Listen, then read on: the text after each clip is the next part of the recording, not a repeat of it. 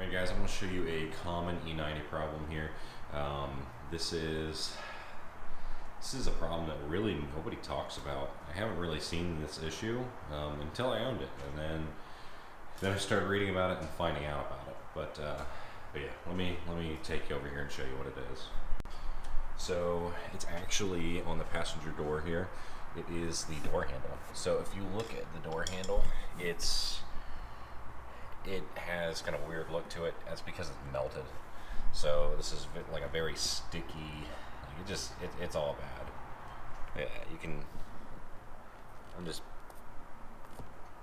it's gross. See on my thumb there. So what we're gonna do is we're gonna replace that today. And I'm gonna show you how to do it. And these things are pretty cheap. But anyways, I'm gonna show you guys how to fix this. Super easy. So first things first, guys, you're gonna want to pop this this trim piece off. You just need basically a pry tool. If you don't have a pry tool, you can use a flathead screwdriver. Just keep in mind, you may damage the trim and the actual door panel itself. I'm not too worried about damaging the trim on this one, just because I plan to replace it with something a little bit different. I'm not a big fan of the wood, but yes, this is the first step. Once you kind of get an edge, just pull it off. Super easy. Now that that's out of the way, let's move on to the next step. Alright, so the next step is actually going to involve taking the door panel off completely. So there's three Torx bolts here. They are all T20s. So there's one hidden in here. I don't know if you can see that, probably not. One here, and looks like one here as well. So you're going to take those out and show what it looks like.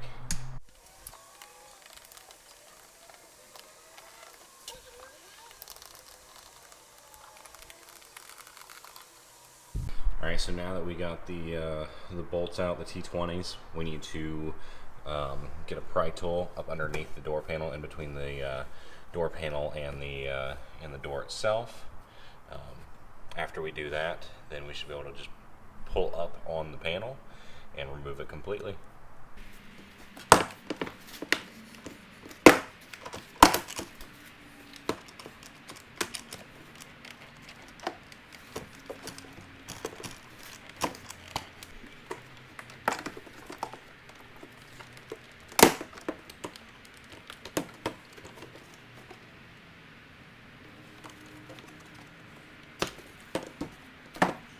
Alright, so now that I got the door panel hanging off, what we need to do is disconnect the speaker.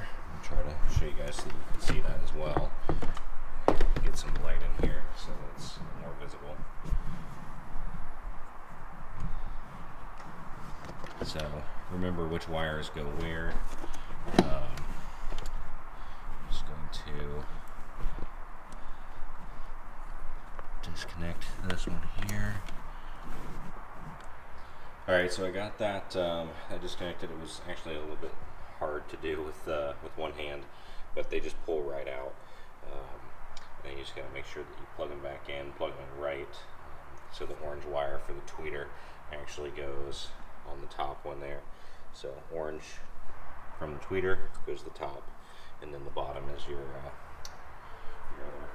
other one. So I'm not gonna remove everything from the door here because there's a couple more wires.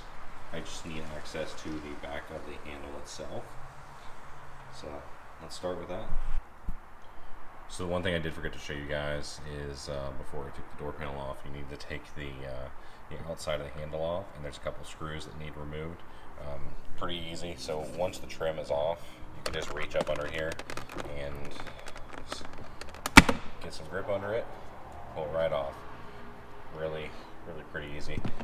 And then there should just be the one bolt holding it in right here. So after that, you should be able to just pop the rivets off. Alright, so once you have that screw out, what you'll need to do next is remove the rivets. So there's two for the top of the handle, and then the two for the bottom of the handle are actually right in there. I'm trying to aim it so that you can see. But these two right in here, make sure you get the right rivets.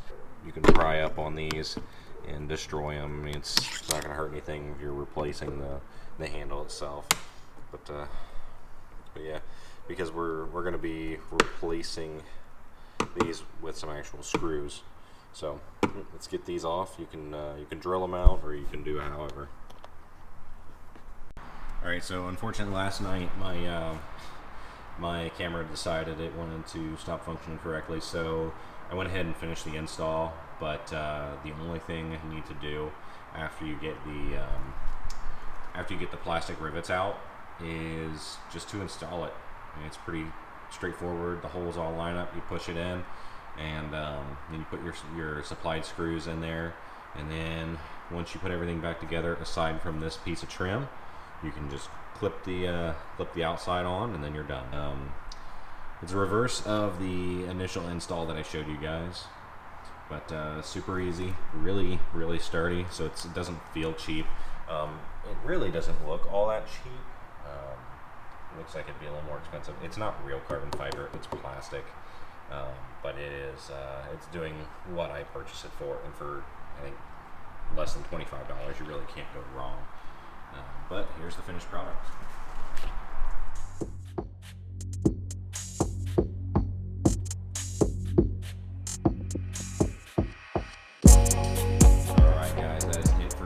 Thank you guys for watching, and then please make sure you like, comment, and subscribe for me so I can hit that YouTube algorithm. Thanks for watching.